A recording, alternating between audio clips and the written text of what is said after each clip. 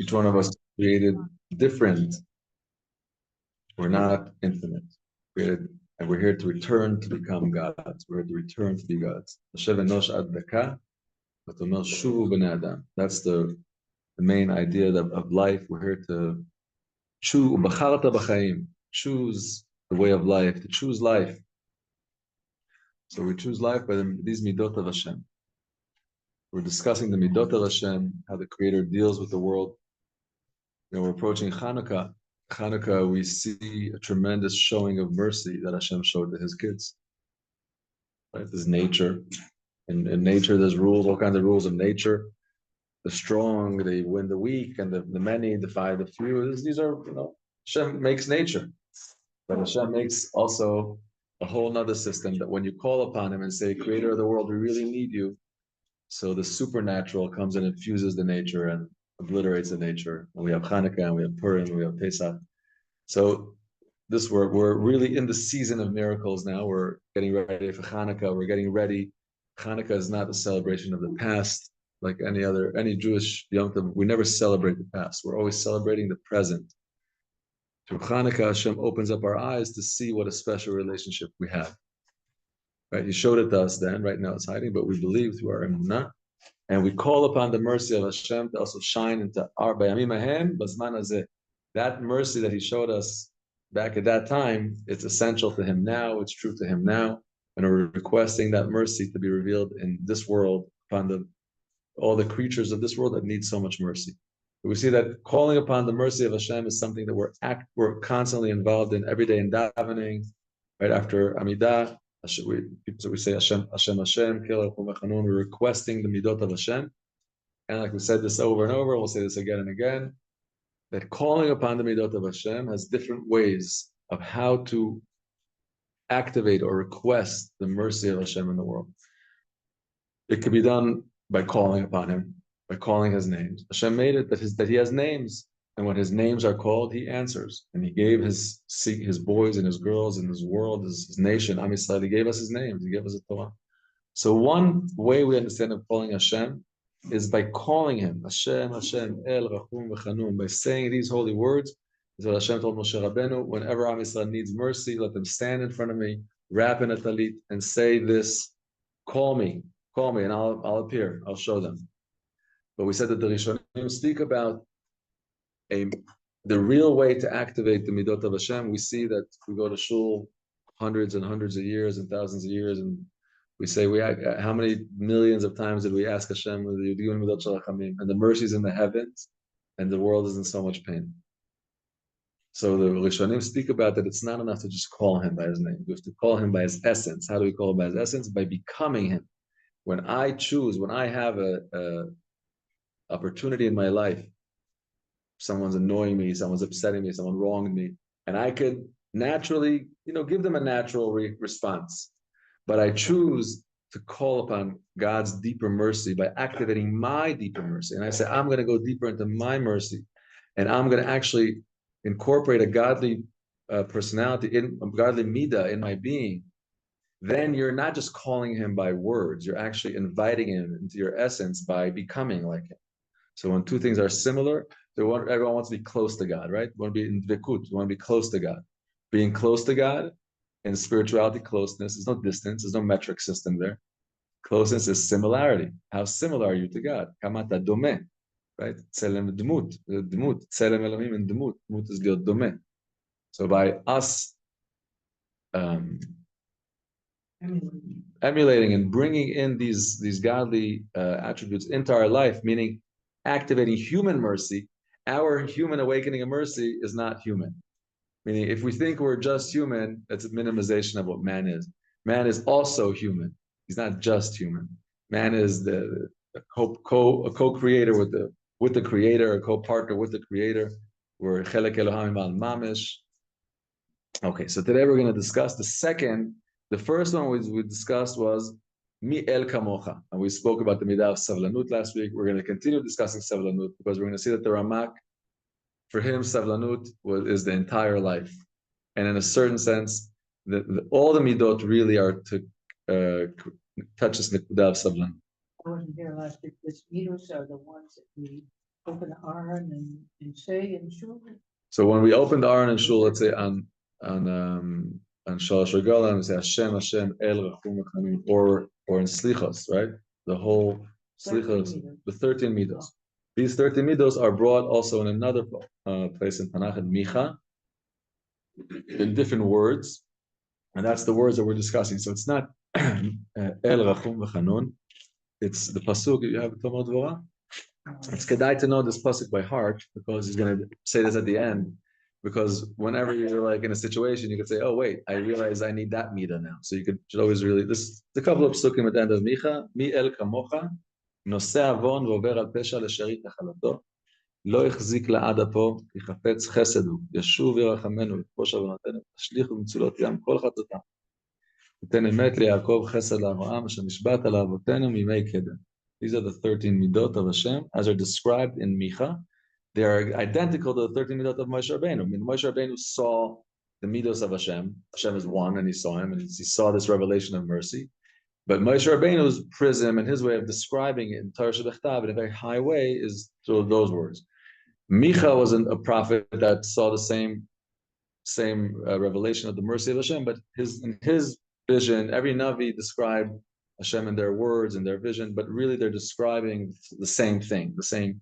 So 13 is gematria echad, right? The numerical value of aleph ches dalet is 13. Right? Echad, 1 is right when you spell out numbers 13, because these 13 are really the revealing of the unity of Hashem. So it's not 13 separate midot that we're saying discovering like this unity is actually multiplicity. No, unity is one. And you're right, us coming from the creation, we're coming through a lot of channels, but what we're getting to is this unity. And this unity is absolute mercy. Rachamim. Okay.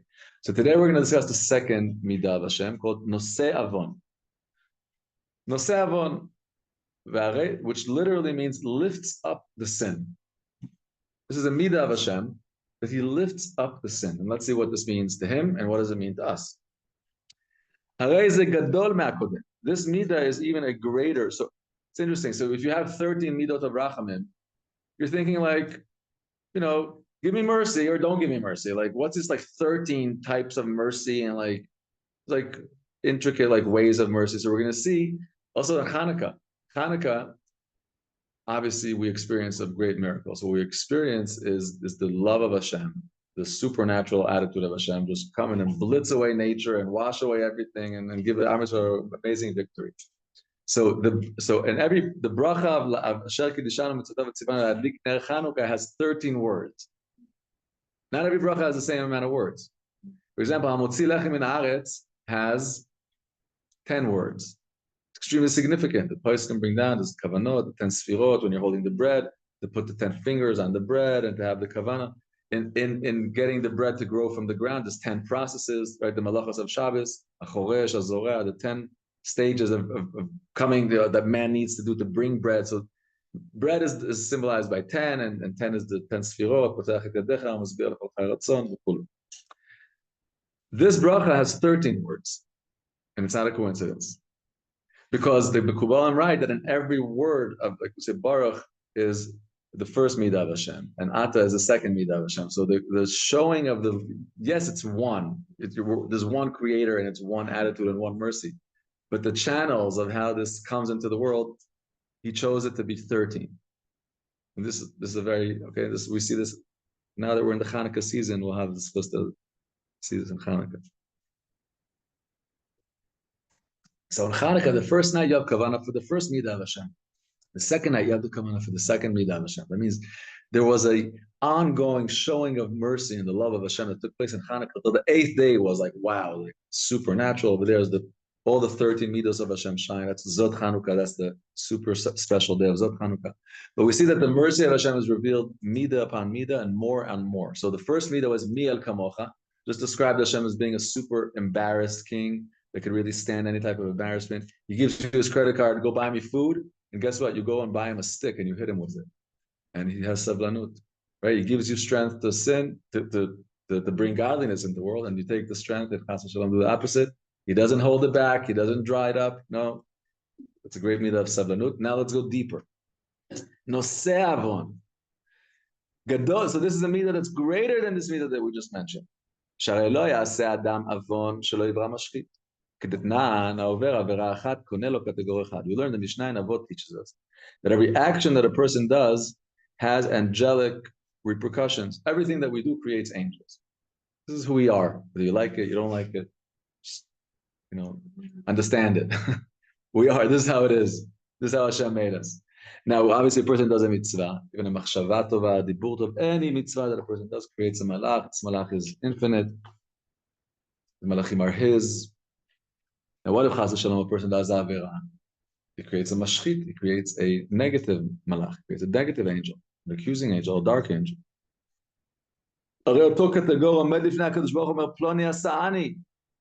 this angel stands in front of the Creator and says, I am created by so-and-so. But we're not aware so much in the world. I don't know how much you guys are aware. I'm not always aware of how known we are in the heavens. We're known. We're extremely known. There's people know you by name. They're excited about you and your davening and your mitzvot. Everyone is a very big deal. And when you do a mitzvah, the Zohar Kadosh writes that the mitzvah goes in front of Hashem and says, I was created by so-and-so. And Hashem hugs it and kisses it and loves it. The whole world celebrates with it. And Chas v'Shalom, the same thing happens because the heavens are transparent. It's only down here that there's darkness. Things are open. So this malach, this angel is standing and announcing, I am angel so-and-so, created by so-and-so. This is his essence. He's not going anywhere. He has nowhere to go. We know that nothing could actually sustain, could be alive if it's not for the constant will of the Creator willing it into existence. And this mashchit, now, talking about the angels that are created from sins, a very interesting topic. It's a whole topic. Mishnah says in Avot, there's 10 things that were created Erev Shabbat Ben Hashmashot. And the day Shabbos didn't come in yet, and Shabbos came in, and boom, it was Shabbos. Like, what does that mean? God created things like when you're screaming Friday, like, get into the shower, who's there? It's like that. There's no madness in heaven 2 minutes before Shabbos. Like, it just goes, it flows. So what does it mean that God creates things and there's not enough time to create bodies for them? Like, obviously, it's not a mess, it's intentional. So the Ramak explains. But we learned today that I didn't have time to create mules. Right, so that's in the same Mishnah. Was it mean he doesn't have time? Yes. Fantastic. That's a fantastic question. Like, what does it mean? Like, so obviously, this is the design, that there's things that are created when there's not enough time to create them bodies. That's on purpose. Now, why would something be created without a body? So if we're looking at damagers, if we're looking at damaging angels, let's look at them as like armies of punishers. Dark, obviously they're there for a good purpose, but they're there to carry harsh decrees. These angels are not created with bodies, meaning they're not created with access to the physical dimension, because they're possibilities. They're insubstantial. They're possibilities. There's no. Right. They're possibilities. When will these powers actually actualize into a body? When the human makes a mistake or sins and then creates the body for them the vessel for them to manifest. Exactly. Okay. So that's what it means to create. When you do something and you then create it, it's already created. Right. Exactly. It's created up to the possibility of physical dimension. Because if the Creator would give it a physical manifestation, it would just destroy the world. That's what it does. It's a destroyer. So it's created as a possibility. It's standing in heaven. That's why you have many midrashim that speak about these angels like standing and waiting and all these like things. So the human is really created to manage the angels, to create the angels. That's the position of the man, is to have them shal and the malachim. Well, when you do a mitzvah, you create the angel then and there. So do also like. So that's a fantastic question. That's a fantastic question. I think the answer is even deeper. Let's look at it that doing a mitzvah is actually, you're not creating anything. You finished your creation to be in the image of God, and allowed the Or and Sof of Hashem to just shine through you. You're right. So the infinite light is not shining into the physical dimension yet. It's waiting for the human choice. And the human choice could correct the lowest level so the infinite light could shine through it. So This is the body's right. Good and bad same. So no, but the only difference between the good and the bad, great question, is that the good is essential to God. Because when creating good, you're actually not creating anything. You're just fixing the vessels so that the truth of the essence of God could shine into them. So that was always. Bad is you're going to create some kind of process. It's not a real process because any painful process is time bound. It's not real. I mean, it's definitely real, but it's not. When I say it's not real, it's not stemmed in the goodness of the essence of the Creator. When we get dveikus, you get dveikus in Hashem Himself. That's infinite. When you do averos and you get punished, it's not infinite. The punishment is infinite. It's some kind of, you twisted your heart and you need a straightening of the heart. Does this relate? So the good is related directly to that, to Hashem, and the darkness is related to a temporary type of state that the creature has to go through. So the part when we say forms light and creates darkness, this is part of that. That's different because over there, Yotzer Or, if you look at Yotzer Or Borei Choshech, so we have Atzilut, Bria, Yetzira, Asiyah. So Bria is higher than Atzilut, than Yetzira. The light exists. Over there, you have Yotzer Or, Right, yes. the light is in Yetzira, and the Choshech is in Bria, higher than Yetzira. So that's a different understanding. So it's not a direct. Actually, That's discussing this times that the light is so great that it's called darkness, because light that can be processed in the lower worlds could be a higher revelation, so to speak, in quantity, but in actuality, if it doesn't manifest in the lower worlds in a vessel, then it's called darkness. It's like staring at the sun versus staring at the moon, like Shlomo Karlbach would always bring. Like this, the sun is such a big light, but who could look at it? But the moon you could look at. And then if it's tshuva, then you kill that. Oh, we'll get to tshuva in a minute. No, tshuva. No, not only that. Tshuva. I'm gonna give you the quick answer. We'll get to it. The first level is you kill it, but the second level is you transform it into Yetzer Tov. In Chabad, in the language of Chabad, that would be called iskafia and ishapcha, in the language of the Tanya. In the language of Breslov, so the language of Rav Nachman is tshuva and tshuva. Rav Nachman talks about tshuva in endless amounts. We'll get to that. In a way, the Yotzer Or Choshech is parallel to what you were saying, because you said the good exists. Right. It's already Yatsur. The Choshech has to be a Bria. And the Choshech is still in the realm of idea. Right. So it's all these ideas. So understanding also in a sense that really this darkness is really a super duper high light of correction, which is really also just in the experience of the lower world, it's a dark experience. Let's stick a little bit and B'ezrat Hashem let's try to get the text. So now this Mashchis, this Malach is standing in front of Hashem and claiming existence, and anything can't exist without the Shefa of Hashem. V'ma mitkayem. Hadin noisen. So if you're looking about the judgment, should be She'omar kadosh baruch Hu, Hashem should tell this angel, Ein izan mashchisim. I don't negotiate with terrorists. I don't support mashchisim. You're a dark angel. Go to your father. Let him, get life from him. Go to the guy that created you. And then if that would happen, then the guy would come down and take the soul of the guy that created him. And then or right away execute that punishment, and it would be a hard, very hard judgment world. But Hashem doesn't do that. So it means that this angel has a certain claim to life, and his claim to life to be satisfied by consuming the guy that did it.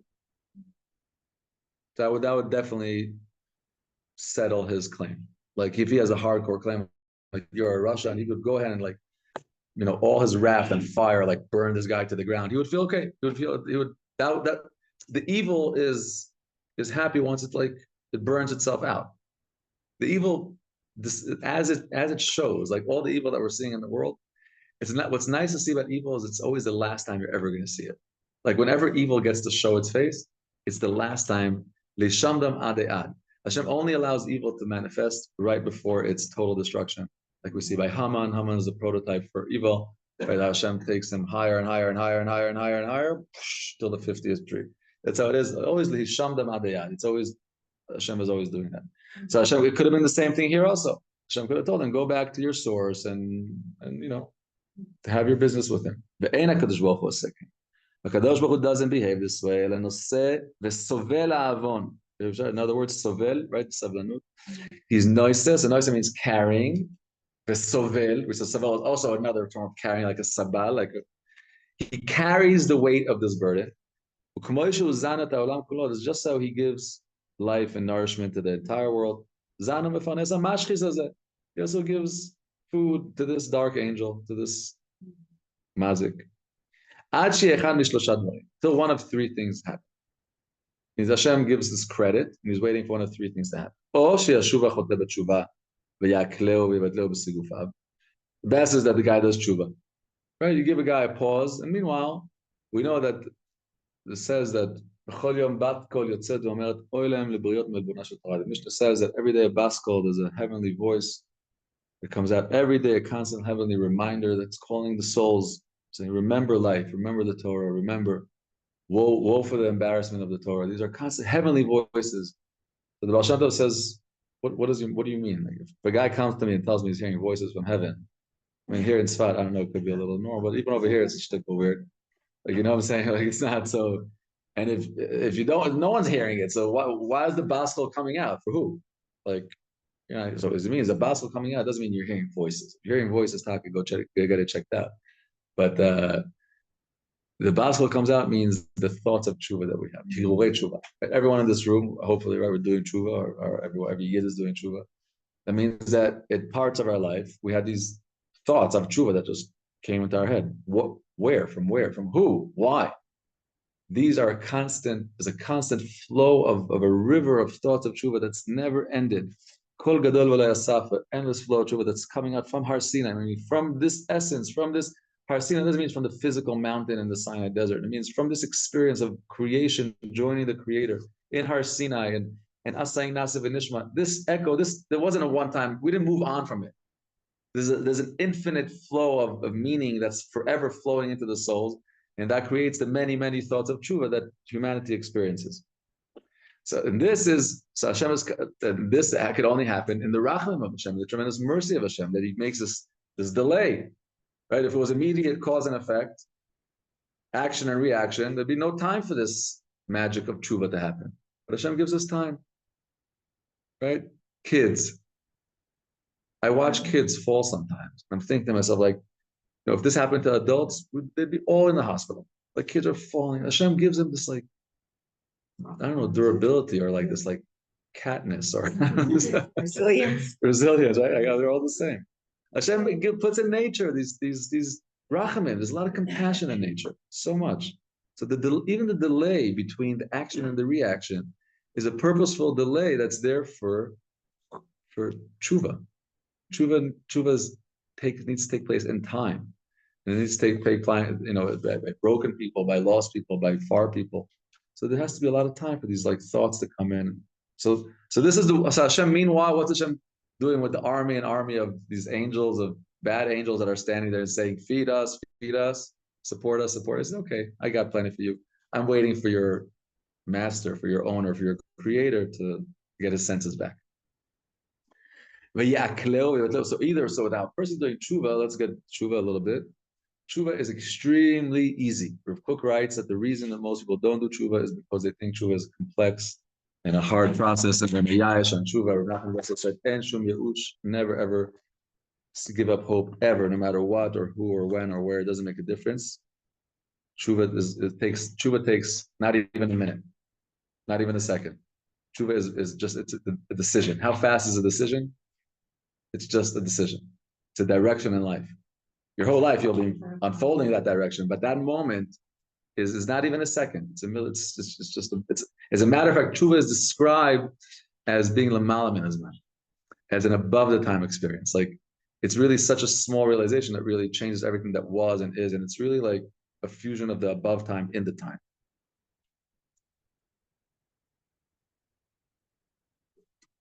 Yesterday was Shlomo's outside. Yes, yes. They streamed it online, the Aliyah to the Kever, and somebody was going around asking people what their first comes to mind when they think about Shlomo. And so many people were describing that. They said, I don't know why, I don't know what was about him, but all of a sudden I did tshuva. Amen. It's like, Amen. I'll tell you, we were listening, I was sitting with my kids listening to Schwarzer Wolf, the story Schwarzer Wolf, Shlomo. And we were just crying, all of us, just crying. And my son tells me afterwards, he says, I don't know why I was crying so much. I don't even understand them so much. But just his voice, we were just sitting there, just rivers of tears, just crying. Shlomo. Yeah, so many people describe the same thing. I don't know why. Like they asked Shlomo Katz. So I don't know why. I just said דברים היוצאים מן הלב נכנסים ללב. Things like that come from the essence, they enter the essence. Shlomo was essence. It was essence of essence. It was from the deepest. Everything he said went into the look. There's no one, not a single person since the second Beit Hamikdash, since Anshe Knesset Gdola that did the change in davening that Shlomo Karlba did. You're talking about the siddur was closed after Anshe Knesset Gdola. No one till the Mekubalim of Tzfat added anything. The only thing added to the siddur was Kabbalah Shabbos. In 2,000 years, nothing was added. And Shlomo Karlbach changed the way every shul davens Kabbalah Shabbos. Every shul. I mean, he's alive in every shul, and it's not normal. This chus. When they do the reincarnation of the least, So again, Elenu. Okay, so now tshuva. So let's get to tshuva. He opened the doors of the heart. Yeah, no, he opens so many doors. So many tzaddikim and lamed babniks and. He opened the doors. And him, you could say that the world wasn't the same before him and after. It was amazing. So now tshuva is super duper easy. Super easy. Let's get the tshuva let's start from the dry into the right. So the technical tshuva is charata, vidui, avziva sachet. Charata is regret. Vidui, verbal confession. Avziva sachet, making measures not to go back to that sin. Obviously, no guarantees that no one's going to sin. No one can guarantee on anyone, but saying not that person, not that city, not that place. I'm changing my direction. I'm going to make fences. I'm not going back to that place. That's tshuva. It's a person who's not there about tshuva. Now, in tshuva, the Rambam brings down arba'a chilukei kapara. That means that tshuva, yes, it's right. We're talking about our experience, but in our arrangement with heavens, with what sins did you sin, so to speak, there's actually breaks down 4.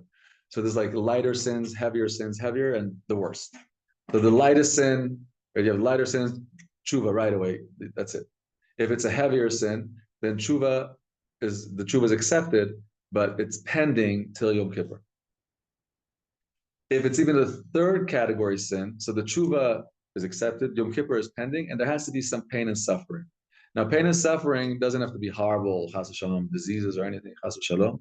Pain and suffering could be even anything that goes wrong in your life, anything that goes against that causes you. The Gemara brings an example of putting your hand into your pocket to get one coin and you get another coin. Trivial type, okay, so you stick your hand in again. Take that as pain and suffering. It didn't work out, then take it. Now the fourth is Chilul Hashem, and that's also pain and suffering are waiting only once a person dies, then that's the fourth level of atonement. That's if a person. The fourth level is Tshuva, Yisurim, Yom Kippur, Yisurim, and the final atonement will be once a person actually dies. What sins go into? That's Chilul Hashem, a person that caused a humiliation, a public disgrace of Hashem's name. I mean, they died because of this, not the No. national. His tshuva will be accepted if a person was a rasha and did many averos, including Chilul Hashem. So that means that he's going to do tshuva. That won't be enough. His tshuva will be accepted, but he's going to also have to wait till Yom Kippur. He'll also have to accept pain and suffering. And then, but his tshuva is accepted in heavens, but the cleanliness of his essence will take place at his death. The Chilul Hashem is a stain on that godly part of one's own neshama that you inflicted on yourself, and it can't go until you don't have a body anymore. Is that what you're Chil saying? Hashem is very, because Chil Hashem also the Gemara brings is very individual. Like Chil Hashem is not the same for every person. No. While sins could normally be like categorized. Okay, you do this, that's a sin. Sometimes you steal a shava pruta, that's gezel. It's less, it's not gezel. Chil Hashem is very different. Like one guy who's, the Gemara says that the holier you are, and the more you're respected in your community, your level of Chil Hashem gets even worse and worse because you can't even take something by credit. Like if I walk into the store and the guy's like, "Oh, okay, Rabbi Weingot, you could have that on credit," but that guy doesn't know, and he'll say, "Hey, this guy's taking things without paying." So you have to be even super duper careful. Chil Hashem has to do with you. So it has to do with you, with the way you are representing Hashem. So it has to do with your essence. Okay. So now this person sinned, and now he has an accusing angel in heaven, and Hashem is giving him rachamim. So we're saying that the rachamim could cause a delay till this person does tshuva, and then the accusing angel will be mevutal through the pain and suffering that a person goes through. I mean that this little yisurim that you're going through in conjunction with the tshuva is enough, so to speak, to satisfy that accusing angel. Like, okay, he got the suffering. Like When they're not alive or when they are? when a person is alive, because when a person does tshuva and okay. Oh, so the first thing, or the second is that the person doesn't do tshuva, but then a person gets horrible pain and suffering, because then the idea of pain and suffering and how this works into the mercy of Hashem is actually brilliant. It's important to understand this, so we could be cool with Hashem and not have tainazan. A person's good, and then they get pain and suffering. So they're saying, God, what are you doing? Like, are you good to me? Like, what's going on? So the mashal goes like this: that the king says that anyone that does this certain sin gets punished by stoning. There's a massive stone, a massive boulder outside the palace, and if you do this sin, you're going to get stoned by that boulder. And guess what? A month goes by, 2 months, and suddenly they catch someone doing that sin. Who was it? The prince. Now the prince, what's the king going to do? Can't kill him. The whole kingdom needs him, but you can't ignore him because you have a spoiled brat prince. You can't do that. This prince has to know that there's justice.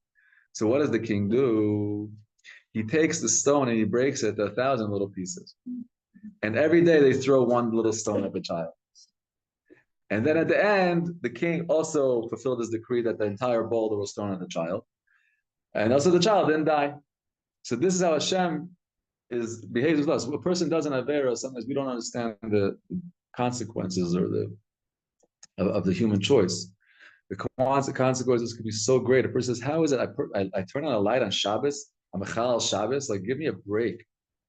Like, okay, you're right, we're not aware of how great human is. Right? If we were aware of how great we were and how great every thought we had and how every word we had, then you're right, we would see how great it is. Are all Isurim part of tshuva? I mean, a part of Tshuva, there's tshuva for everything.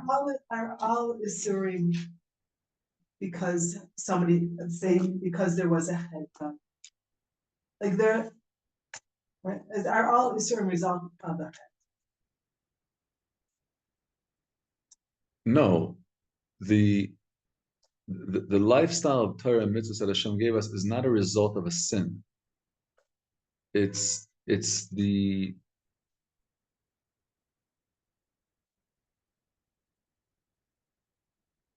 way for a creation to reach the kut in the Creator. And the things to not do are things that cannot be done in essence, not because someone did them wrong. The reality stems from the truth of the Creator, what the Creator is. And one day, when we understand the Creator, you understand all the questions to all your answers, because it's just the truth. Tshuva, nothing stands in front of tshuva, no matter what a person did. Lo mashane. The tshuva is a safeguard to the world. The Medrash brings down, the Zohar brings down that the tshuva is created before the world. That means it's created before the world, is created before time. It's no matter what and where a person is, tshuva is there to absorb them. Tshuva is imayla, it's the mother that no matter what the child does, she's way, way bigger. We have this, the mother and the child allegory. We have it in In Chet HaEgel. Chet HaEgel is the calf. That's the golden calf. When Am Yisrael sins in the golden calf, they create a baby. And then Hashem tells Moshe Rabbeinu after that, bring me para aduma. Para aduma is go get the mother. The mother should come and clean up the mess of the child. So what it means in a deeper way is that all sin is really an immature. It's a baby behavior. It comes from the immature part in us, from the egel part in us. And tshuva means connecting to the imaila inside of us, to this bina inside of us, to this us really going to the mature, responsible, maternal place inside and cleaning up the mess that the outside does, that the external does. So that's tshuva. If a person doesn't do tshuva, then Hashem brings pain and suffering. And the pain and suffering, like we said, he breaks the stone into a million pieces, so the guy doesn't die. And the justice gets satisfied. Because Hashem is melech ohev tzedakah mishpat. He satisfies the justice totally. Where's the pain and suffering? Where? Yeah, I mean, if you throw a little pill of kid, where's the pain and suffering? Right, they make it just, the guy knows exactly how big to crush it for every kid. Some kids he crushes it smaller, some kids, everyone gets their tsaras where they could just handle it.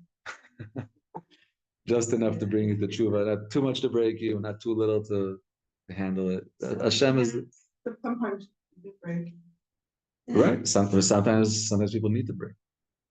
Yes. Because if you're not breaking, that means that you're sometimes standing there with a strong, firm ego. And that could sometimes be the disease. So sometimes the breaking, we don't wish breaking on anyone. The breaking sometimes is the end of something, but it's the opportunity of new. Many relationships that broke sprouted new beginnings that could not have been there without the mistakes of the first relationship. So there's all kinds of cheshbonot. Are all Yisrim as a result of the sin or sin? Yes. The Gemara says, "En yisurim belo chet." There's no such thing as pain and suffering without sin. And if we said before that the mazikim are created as possibilities, that means the damagers are possibilities. The actualization of them can only happen through the human choice, to the wrong human choice that will create them, give them, so to speak, bodies. It's so hard to understand that. That what? That all Asurim are from God. This doesn't think about. I guess a friend who was just suffered terribly and was nifter, who was such a tzaddik. It's like how can it be? How can That's what I said. Maybe it wasn't his wife. This is the secret of this is what it says in the Zohar. Ele hamishpatim asher tasim lifnehem. It says in the Zohar, Parashat Mishpatim, right after. It says in the Zohar, it says in Parashat Mishpatim, Hashem tells Moshe Rabbeinu, these are the laws you should set in front of them. Asher tasim lifnehem. The Zohar says in this, Ele hamishpatim asher tasim lifnehem. If you see mishpatim, if you see two people in court, it's lifnehem. They were already here before. This is from a previous lifetime. Shlomo was always there. Shlomo's always talking about that. You never know, you never know, you never know, you never know, you never know. You never know. None of us, it's not our first time here. Not our second time, not our third. We're all here. If you have business with someone, you had business with them before. You're here to do it better this time, to fix it, to do tikkun this time. So the mishpatim that we find are always lifnehem. They're always already, they were here before. So we come in, that's where, yeah. But we don't know. When we see beautiful people suffering, and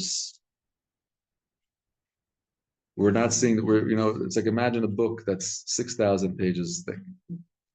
And you open on page 5,784, and you're asking, why is Johnny sick? And why is that beautiful girl that's so beautiful, why is she suffering? And why is that person poor? And why is that jerk and that idiot in charge of that guy? What's going on here? And they say, okay, my friend, turn to page 1. You'll start seeing. So really turning to page 1 is really reminding ourselves of the constant mercy of Hashem. That really Hashem is good.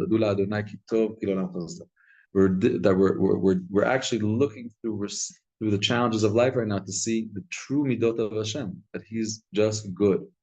And the complications that take place in creation are from creation. We take responsibility for it. It's not from Him. The sun is shining. Why is there no light in this room? Because we're in Tzfat. If we go to, we position ourselves right now in Australia, the sun is shining strong. You get a nice tan. Because there's clouds. It's clouds here, but today. why do we put ourselves in the clouds? It's where we are. The clouds are not anywhere. I am right now. The clouds are blocking the sun and me. But the sun is shining just as nice, and the world is just as beautiful as always. Put yourself in a different room where there's no clouds, and you'll experience the sunshine. And there's beauty in the clouds because the clouds bring rain, and the rain nourishes the soil. And it's just like it's all. I love the clouds. It's all good. Tzfat, with the clouds come. Tzfat. I love it. Okay. So that's tshuva. Oh, so that's how pain and suffering also could remove this accusing angel, right? He got his claim. That's it. You broke the stone. You throw it at the child. He got his pain and suffering. Everyone's happy, right? This attribute of midas adin is mitratza. Midat adin, she has to feel content that her claim was respected. You can't just tell her, "Don't worry." Right? What a woman hates the most, you tell her, "Don't worry about it. Ignore it." No, something is real. Take care of it. Take care of it, then you'll be calm. It's a midas adin also. Midas adin is made by Hashem. It's a midah of justice. It must be satisfied in a way of emes. You can't just ignore it. Or the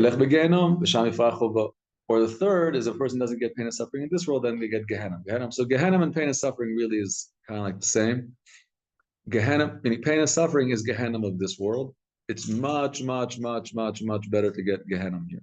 It means that for the ratio of what you could be, what Gehenna is worth, like hundreds of years of Gehenna could be like a week here, like as far as the purification, because as long as you're in a place of Bechira, you could always get to the place of Hashem. Like Nebuchadnezzar, the biggest Russia, after 7 years, he looks up to the heaven and he returns to be a human. As long as you're alive, you're a part of the tikkun. So even though you're getting pain and suffering, your contribution to the tikkun is going to be very significant.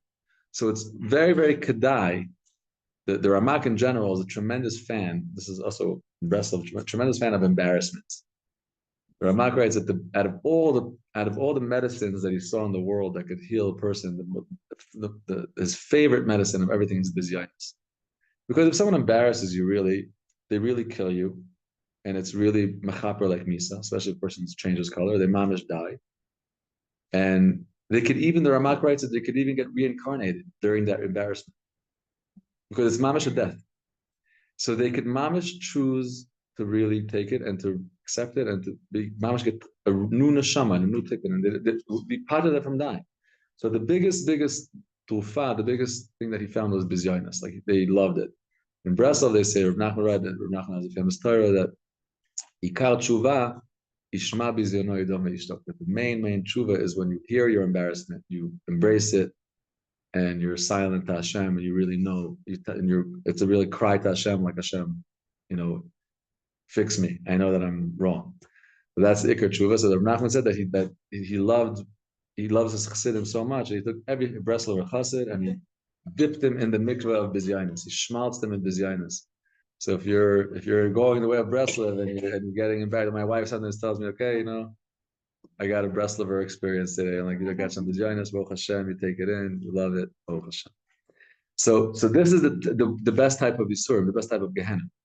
The person could in this world, and they realize that there's no Yisurim, there's no pain and suffering that cannot be caused by sin. There's nothing bad coming from heavens. If there's anything negative, it's coming from the creation. If it's coming to me, I'm not doubting the judgment. The judgment of Hashem is for sure 100% true. It's definitely mine. I'm owning it. I'm embracing it.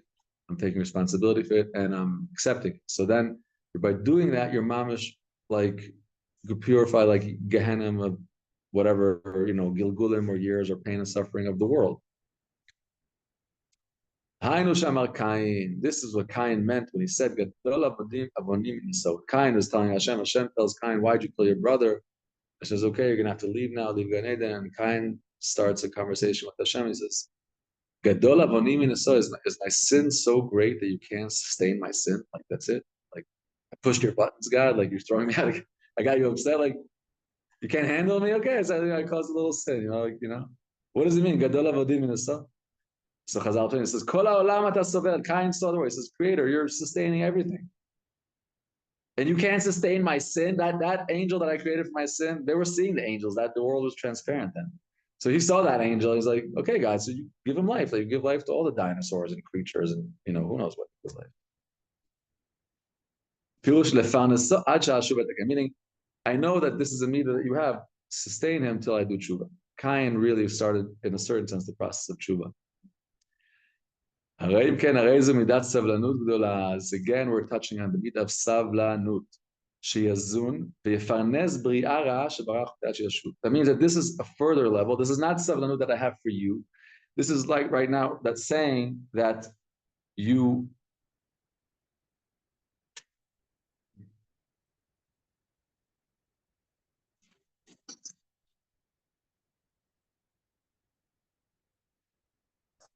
this is not just telling Hashem,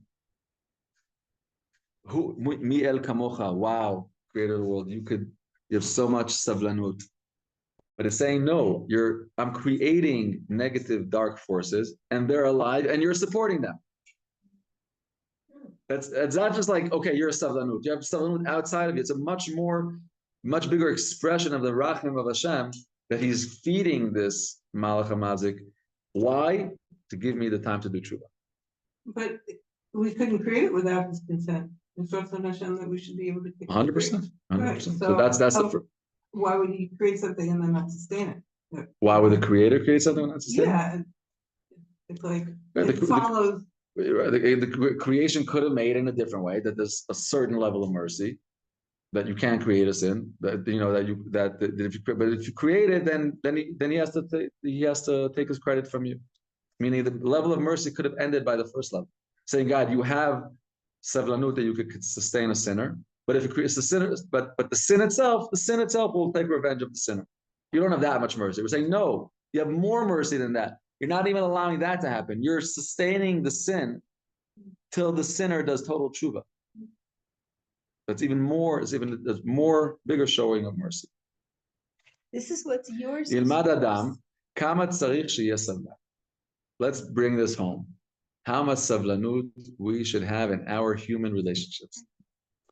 Yisbol avel chavero. Obviously, we said this before. Again, if there's an abusive chas v'shalom, there's any type of abuse or harm or anything, always discuss this with friends, discuss it with someone to make sure that this is like within Tomer Devorah work, or it's like I'm not becoming a victim of something here, right? This is within tikkun.